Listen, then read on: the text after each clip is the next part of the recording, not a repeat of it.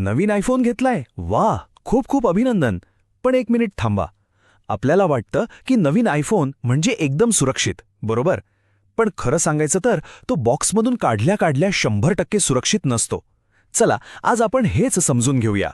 म्हणूनच हा प्रश्न खूप महत्वाचा आहे. म्हणजे आपण सगळेच असं गृहीत धरतो की ॲपलची उपकरणं म्हणजे एकदम सुरक्षित, पण सत्य थोडं वेगळं आहे. आणि खरी गंमत इथेच आहे. आयफोनमधले काही सगळ्यात पॉवरफुल सिक्युरिटी फीचर्स कंपनीने मुळात बंद ठेवलेले असतात. यामुळे काय होतं तर नकळतपणे आपला डेटा धोक्यात येतो. पण काळजी करू नका.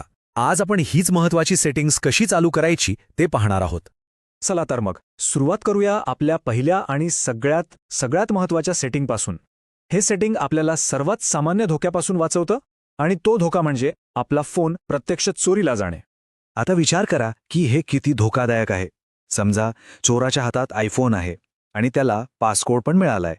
झालं म्हणजे अक्षरशः आपल्या संपूर्ण डिजिटल आयुष्याची मास्टर की त्याच्या हातात दिल्यासारखं आहे. आता बघा, हे प्रकरण किती गंभीर आहे. फक्त कल्पना करा, चोराला फक्त पासकोड मिळाला तर तो आपला ॲपल आयडी पासवर्ड बदलू शकतो, बँकेच्या ॲप्समध्ये घुसू शकतो आणि आपल्याला आपल्याच अकाउंटमधनं बाहेर काढू शकतो. बापरे, ही कल्पनाच किती भीतीदायक आहे, नाही का? पण याच धोक्यावर उपाय म्हणून ॲपलने दिलंय स्टोलन डिव्हाइस प्रोटेक्शन हे फीचर. हे काय करतं तर जेव्हा फोन नेहमीच्या ठिकाणांपासून म्हणजे घर किंवा ऑफिसपासून दूर असतो तेव्हा महत्त्वाचे बदल करण्यासाठी फक्त पासकोड नाही तर फेस आयडी किंवा फिंगरप्रिंट्सची सक्ती करतं. म्हणजे चोरांसाठी एक मोठा अडथळाच. आणि यातली सगळ्यात भारी गोष्ट म्हणजे हा सिक्युरिटी डिले. समजा चोराने ॲपल आयडीचा पासवर्ड बदलायचा प्रयत्न केला तरी त्याला 1 तास थांबावा लागेल, आणि हा 1 तास फोनच्या खऱ्या मालकासाठी आपलं अकाउंट वाचवण्यासाठी पुरेसा असतो. आणि सगळ्यात चांगली गोष्ट म्हणजे हे सुरक्षा कवच चालू करणं एकदम सोपं आहे.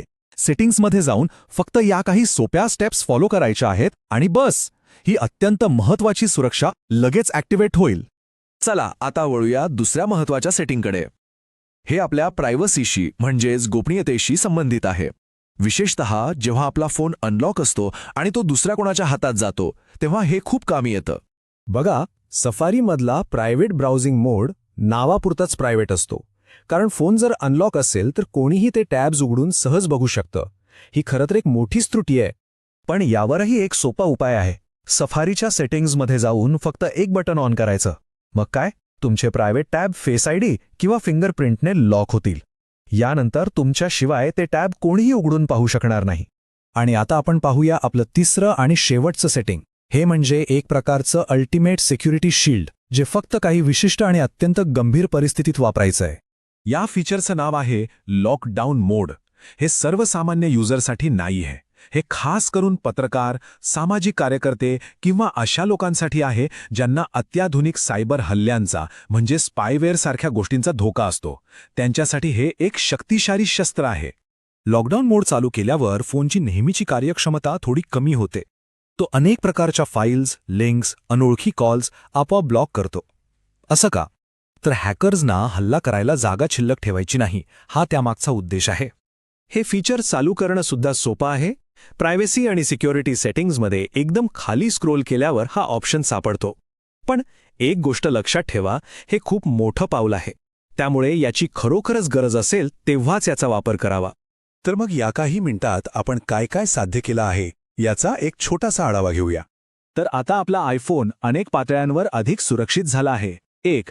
पासकोड माहिती असूनही चोरांपासून संरक्षण. 2. आपलं प्रायव्हेट ब्राउझिंग आता खऱ्या अर्थाने प्रायव्हेट झालंय. आणि 3. गरज पडल्यास वापरायला लॉकडाऊन मोडसारखं एक शक्तिशाली साधनही आपल्याला माहीत झालंय.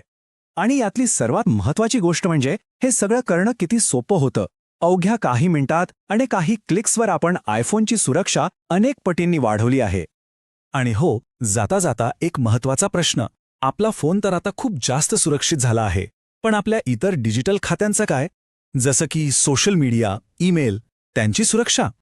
कारण डिजिटल सुरक्षा ही काही एकदा करून थांबायची गोष्ट नाहीये. तो एक न संपणारा प्रवास आहे. यावर नक्की विचार करा.